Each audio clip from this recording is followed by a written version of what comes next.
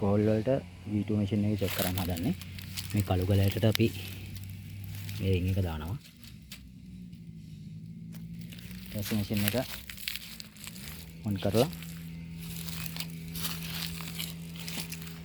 Goal වලට select කරලා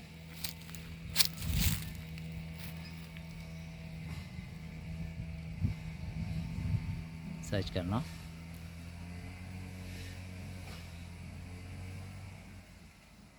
ටිකක් ඈතින් ඉඳන් සිලෙක්ට් කරලා හොඳම දේ තමයි මේ තැන් දෙක තුනකින් ගහන එක.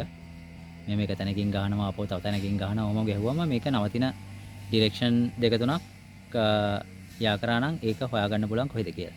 ඊට පස්සේ එහෙමම මූව් වෙන්න ඕනේ ඉස්සරහට.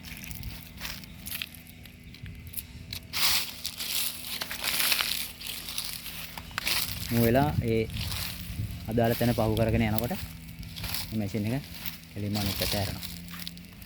අන්න දැන් මේ අපි දාපු තැන පහු කරගෙන ගිහිල්ලා ඊට පස්සේ අදාළ පොට් එකට ඇවිල්ලා ඒරියල් එක පොඩි කරගෙන හරියටම තැනට එනකොට එයා රොටේට් වෙන්න පටන් ගන්නවා.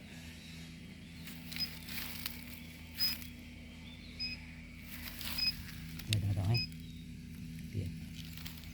ඊට පස්සේ දුර හොයාගන්න, ගැඹුර හොයාගන්න ඒරියල් එක වහම දික් කරා. මැෂින් එක පොඩක් අල්ලගත්තා. අතරිනවත් එක්කම ඉස්සරහට ගියා.